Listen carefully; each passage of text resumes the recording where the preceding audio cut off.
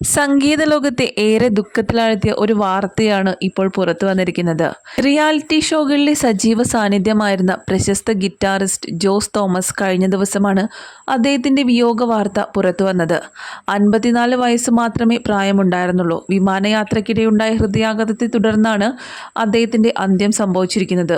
ഈ മരണവാർത്ത തങ്ങൾക്കിപ്പോഴും വിശ്വസിക്കാനായിട്ടില്ല എന്നാണ് പ്രിയപ്പെട്ടവർ പറയുന്നത്.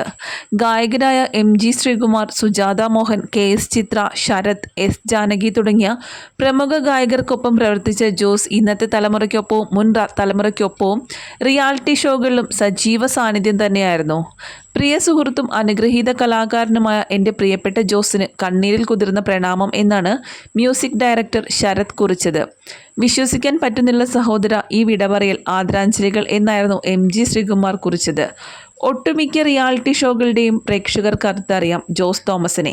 അദ്ദേഹത്തിൻ്റെ വയലിൻ വായനയ്ക്ക് നിറഞ്ഞ കയ്യടിയാണ് മിക്ക വേദികളും നൽകിയിട്ടുള്ളത്. KJ യേശുദാസ്, KS ചിത്ര, MG ശ്രീകുമാർ തുടങ്ങിയ ഗായകരുടെ പരിപാടികളിലും നിരവധി സിനിമകളിലും സംഗീത സംവിധായകർക്കായി പിന്നണിയിൽ ജോസ് തോമസ് ഉണ്ടായിരുന്നു.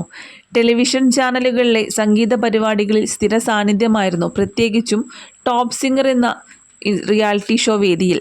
ഫ്ലവേഴ്സ് കുടുംബാംഗം കൂടിയായ അദ്ദേഹം ടോപ്പ് സിംഗറിലൂടെയാണ് മിനി സ്ക്രീൻ പ്രേക്ഷകർക്ക് ഏറെ സുപരിചിതനാകുന്നത്. കോട്ടയം ഈരാറ്റുപേട്ട സ്വദേശിയാണ്. ഫ്ലവേഴ്സിനെ കൂടാതെ വിവിധ ടെലിവിഷൻ ചാനലുകളിലെ മ്യൂസിക് റിയാലിറ്റി ഷോയിലെ സ്ഥിര സാന്നിധ്യം കൂടിയായിരുന്നു അദ്ദേഹം. നാദബ്രഹ്മം സംഗീത ഗ്രൂപ്പിൽ മക്കൾക്കൊപ്പം ചേർന്ന് ജാമർ എന്ന ബാൻഡിലും അദ്ദേഹം ഉണ്ടായിരുന്നു. ഭക്തിഗാന ആൽബങ്ങൾ ഒരുക്കിയിട്ടുണ്ട്. മക്കളും സംഗീത രംഗത്താണ് പ്രവർത്തിക്കുന്നത്. പാല പൂഞ്ഞാർ ചേന്നാട് പരേതനായ തോമസിൻ്റെയും മേരി തോമസിൻ്റെയും മകനാണ് മിനി ജോസാണ് അദ്ദേഹത്തിൻ്റെ ഭാര്യ. കീബോർഡിസ്റ്റ് അമലും ഗിറ്റാറിസ്റ്റ് എമിലുമാണ് അദ്ദേഹത്തിൻ്റെ മക്കൾ. ദക്ഷിണാഫ്രിക്കയിൽ നിന്ന് തിരുവനന്തപുരത്തേക്കുള്ള യാത്രയ്ക്കിടയിലാണ് അദ്ദേഹത്തിന് ദേഹാസ്വസ്ഥം അനുഭവപ്പെടുന്നത്. ബംഗളൂരു വിമാനത്താവളത്തിൽ വെച്ച് അസ്വസ്ഥതയുണ്ടായതിനെ തുടർന്ന് അദ്ദേഹത്തിന് ചികിത്സ നൽകിയിരുന്നു.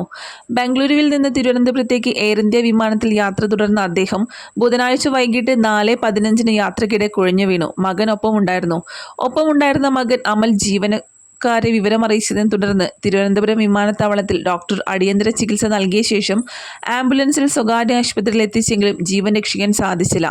നിരവധി പേരാണ് അദ്ദേഹത്തിന് ആദരാഞ്ജലികൾ നേർന്നുകൊണ്ട് എത്തുന്നത്.